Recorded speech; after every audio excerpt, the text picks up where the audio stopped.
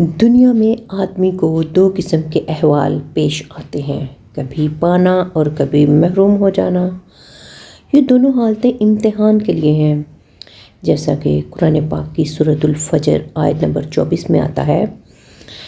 وہ کہے گا کاش میں اپنی زندگی میں کچھ آگے بھیجتا،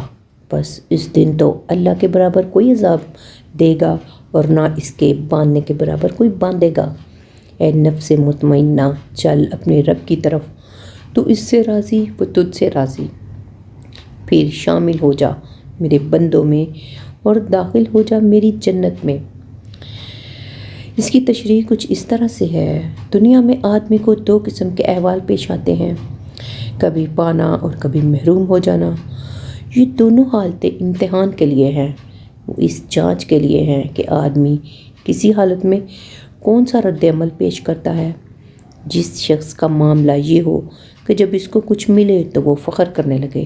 اور جب اس سے چھینا جائے تو وہ منفی نفسیات میں مبتلا ہو جائے، ایسا شخص امتحان میں ناکام ہو گیا۔ دوسرا انسان وہ ہے کہ جب اس کو ملا تو اس نے اللہ کے سامنے جھک کر اس کا شکر ادا کیا، اور جب اس سے چھینا گیا تو دوبارہ اس نے اللہ کے آگے جھک کر اپنے عجز کا اقرار کیا۔ یہی دوسرا انسان ہے جس کو یہاں نفس مطمئنہ کہا گیا ہے، یعنی مطمئن روح۔ نفس مطمئنہ کا مقام اس شخص کو ملتا ہے جو کائنات میں اللہ کی نشانیوں پر غور کرے، جو تاریخ کے واقعات سے عبرت اور نصیحت کی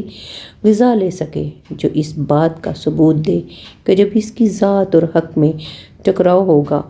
تو وہ اپنی ذات کو نظر انداز کر دے گا اور حق کو قبول کر لے گا، جو ایک بار حق کو مان لینے کے بعد پھر اس کو کبھی نہ چھوڑے، خواہ اس کی خاطر اسے اپنے آپ کو کچلنا پڑے اور خواہ اس کے نتیجے میں اس کی زندگی ویران ہو جائے۔